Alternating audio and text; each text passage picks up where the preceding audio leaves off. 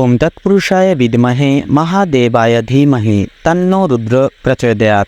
হর হর মহাদেব। নমস্কার বন্ধুরা, আমাদের এই চ্যানেলে আপনাদের সকলকে স্বাগতম জানাই।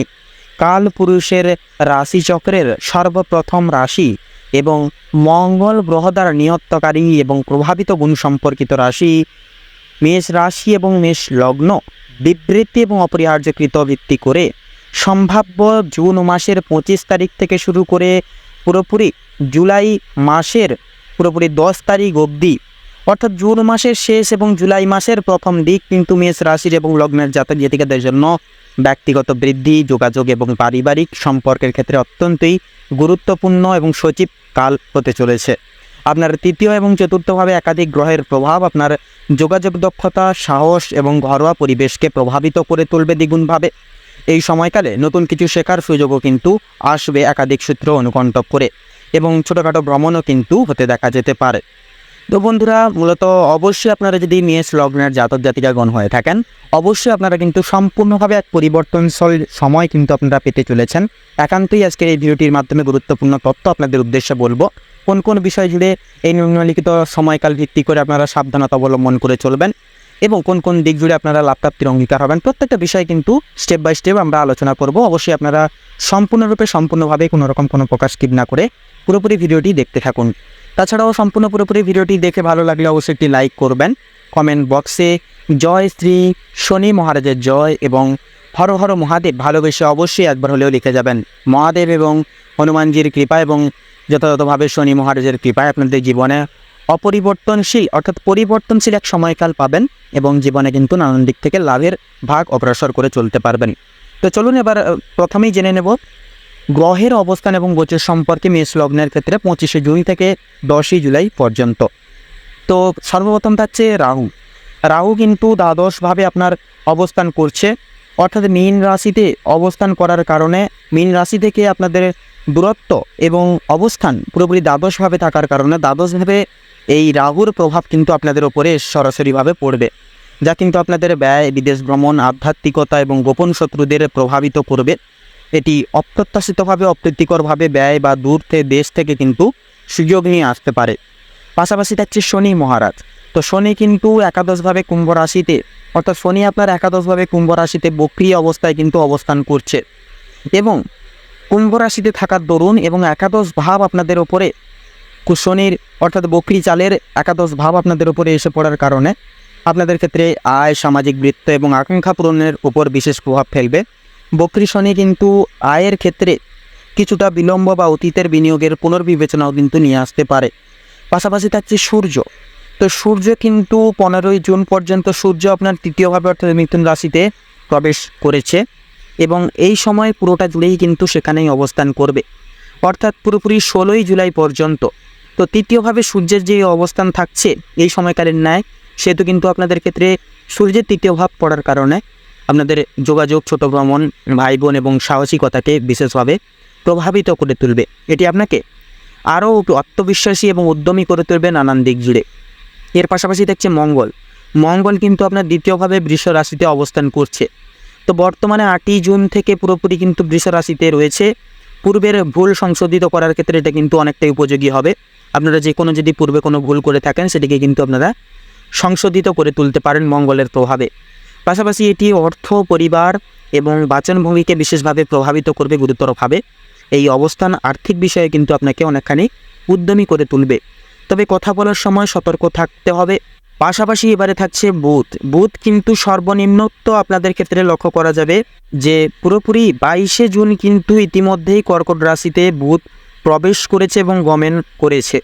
তো যার কারণে কিন্তু চতুর্থভাবে বুধের অবস্থান ঘরোয়া পরিবেশ, স্থাবর সম্পত্তি, মাতৃ সম্পর্ক এবং মানসিক শান্তিকে কিন্তু বিশেষভাবে প্রভাবিত করবে। এটি পারিবারিক আত্মসংযোগ এবং যোগাযোগ এবং বুদ্ধিমত্তাকে কিন্তু বৃদ্ধি করিয়ে তুলবে বুধ। পাশাপাশি দেখছে বৃহস্পতির প্রদান। তো বৃহস্পতি আপনার তৃতীয়ভাবে অর্থাৎ মিথুন রাশিতে অবস্থান করছে এবং বৃহস্পতির তৃতীয় ভাব আপনাদের ওপরে এসে পড়ার কারণে এটি আপনাদের সম্পূর্ণ যোগাযোগ ব্যবস্থা, ছোট ভ্রমণ, নতুন দক্ষতা এবং অর্জন এবং ভাই বোনদের সাথে সম্পর্কের জন্য অত্যন্তই সজীব এবং শুভ হয়ে উঠবে। এটি আপনার জ্ঞান এবং প্রজ্ঞা বৃদ্ধি করে তুলবে। সাথে সাথে থাকছে শুক্র। তো তো তৃতীয়ভাবে মিথুন রাশিতে 29শে জুন কিন্তু পুরোপুরি শুক্র রাশি পরিবর্তন করে আপনার তৃতীয়ভাবে অর্থাৎ মিথুন রাশিতে প্রবেশ করবে। এই সময়ের আগে শুক্র আপনার দ্বিতীয়ভাবে বৃষ রাশিতে থাকবে। তৃতীয়ভাবে শুক্রের অবস্থান যোগাযোগ, ছোট ভ্রমণ এবং ভাই বোনদের সাথে সম্পর্কের জন্য শুভ ফল এনে দেবে। পাশাপাশি থাকছে কেতু কিন্তু সপ্তমভাবে কন্যা রাশিতে অবস্থান করছে, অর্থাৎ আপনার ক্ষেত্রে কিন্তু সপ্তম ভাব বজায় থাকবে।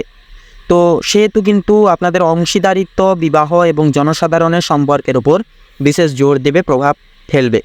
এটি এই ক্ষেত্রগুলিতে কিছু অপ্রত্যাশিতভাবে পরিবর্তন বা নতুন অভিজ্ঞতাও কিন্তু বয়ে নিয়ে আসতে পারে। তো চলুন এবার আমরা মূলত আরও বিস্তারিতভাবে আলোচনা করব আপনাদের অর্থাৎ মেষ রাশি এবং মেষ লগ্নের ক্ষেত্রে এই জুন মাসের 25 তারিখ থেকে জুলাই মাসের 10 তারিখের মধ্যে বিভিন্ন গ্রহ নক্ষত্রের গোচরের প্রভাব কোন কোন ক্ষেত্রে বিশেষ সম্ভাব্য প্রভাব বিনিয়োগ করবে। তো প্রথমেই বলি আপনাদের কর্মজীবন এবং পেশাগত নিয়ত্তকারী জীবনের উদ্দেশ্যে যদি কথা বলা হয়, তো তৃতীয়ভাবে সূর্য এবং বৃহস্পতির অনুকূল অবস্থান নতুন দক্ষতা অর্জনের সুযোগ দেবে, যা কর্মজীবনে সহায়ক হয়ে উঠবে। পাশাপাশি যোগাযোগ এবং নেটওয়ার্কিং বৃদ্ধি পাবে। একাদশভাবে বক্রী শনির কারণেও কিন্তু লক্ষ্য করা যাবে আয়ের ক্ষেত্রে কিছু বিলম্ব বা অতীতের কাজের ফল পুনরায় কিন্তু বিবেচনা করতে হতে পারে, তবে এটি দীর্ঘমেয়াদে স্থিতিশীলতা এনে দেবে। পাশাপাশি কর্মক্ষেত্রেও কিন্তু নতুন ধারণা নিয়ে কাজ করার সুযোগ কিন্তু আসতে পারে। পাশাপাশি ভাই বোন বা নিকট আত্মীয়দের কাছ থেকেও কিন্তু সমর্থন পেতে পারেন আপনারা। এবারে থাকছে সপ্তমভাবে কিন্তু কেতুর প্রভাব, অর্থাৎ সপ্তমভাবে কেতুর প্রভাব অংশীদারিত্বের ক্ষেত্রে কিছু অপ্রত্যাশিতভাবে পরিবর্তন আনতে পারে, তাই চুক্তি বা নতুন অংশীদারিত্বে সতর্ক থাকুন একান্তই। পাশাপাশি এবারে যদি আর্থিক অবস্থার ক্ষেত্রে কথা বলা হয়, আর্থিক দিক থেকেও কিন্তু মিশ্র ফল পাবেন। দ্বিতীয়ভাবে মঙ্গলের উপস্থিতি আয়ের জন্য আপনাকে সক্রিয় করবে এবং আর্থিক লাভের জন্য কঠোর পরিশ্রমও কিন্তু করতে অনেকখানি অনুপ্রাণিত করে তুলবে। পাশাপাশি এবারে থাকছে একাদশভাবে শনির বক্রী গতি আয়ের ক্ষেত্রে কিছুটা ধীর গতি বা চ্যালেঞ্জ বয়ে নিয়ে আসতে পারে। পাশাপাশি তৃতীয়ভাবে শুক্রের প্রবেশ আপনাদের ক্ষেত্রে 29শে জুন ছোট ভ্রমণ বা শখের মাধ্যমে কিন্তু আর্থিক লাভ নিয়ে আসতে পারে। সাথে থাকছে দ্বাদশভাবে রাহুর অবস্থান অপ্রত্যাশিতভাবে ব্যয় বা দূর দেশের সাথে জড়িত লেনদেনের দিকে কিন্তু মনোযোগ আকর্ষণ করতে পারে। আর্থিক পরিকল্পনায় বিচক্ষণতায় কিন্তু একান্তই জরুরি হয়ে উঠবে। পাশাপাশি এবারে থাকছে সম্পর্ক এবং পারিবারিক দিকে যদি কথা বলা হয়, পারিবারিক জীবনে চতুর্থভাবে বুধের শুভ প্রভাব পারিবারিক শান্তি এবং যোগাযোগের উন্নতিকে কিন্তু বৃদ্ধি ঘটাবে। পরিবারের সদস্যদের সাথে ভালো সময় কাটানোর সুযোগ আসবে, একান্তই কিন্তু শুভ সময় পরিব্যাপ্ত করে চলতে পারবেন। পাশাপাশি তৃতীয়ভাবে সূর্য এবং বৃহস্পতির অবদান ভাই বোনদের সাথে সম্পর্ক মজবুত করবে এবং তাদের কাছ থেকে সমর্থন পেতেও কিন্তু আপনারা সক্ষম হবেন। এমনকি সপ্তমভাবে কেতুর অবস্থান বিবাহিত জীবনে বা অংশীদারিত্বের ক্ষেত্রেও কিন্তু কিছু অপ্রত্যাশিতভাবে পরিবর্তন বা ভুল বোঝাবুঝি ঘটাতে পারে। সেহেতু খোলা মনে আলোচনা এবং বোঝাপড়া এক্ষেত্রে অত্যন্তই গুরুত্বপূর্ণ হয়ে উঠবে। পাশাপাশি দ্বিতীয়ভাবে মঙ্গলের অবস্থানের কারণে কথা বলার সময় সংযত থাকা একান্তই জরুরি হবে, যাতে পারিবারিক বিবাদ এড়ানো যায়। পাশাপাশি এবারে স্বাস্থ্য সম্ভাব্য বিষয়ে যদি কথা বলা হয়, স্বাস্থ্য সাধারণত ভালো থাকবে। মঙ্গলের প্রভাবে আপনারা সর্বদা সদৈব উদ্যমী থাকতে পারবেন, তবে দ্বাদশভাবে রাহুর উপস্থিতি কিছুটা মানসিক চাপ বা অনিদ্রার কারণ হয়ে কিন্তু দাঁড়াতে পারে। পাশাপাশি লক্ষ্য করা যাবে যে তৃতীয়ভাবে সূর্যের কারণে গলা বা কাঁধ সংক্রান্ত ছোটোখাটো সমস্যা এবং দেখা দিতে পারে।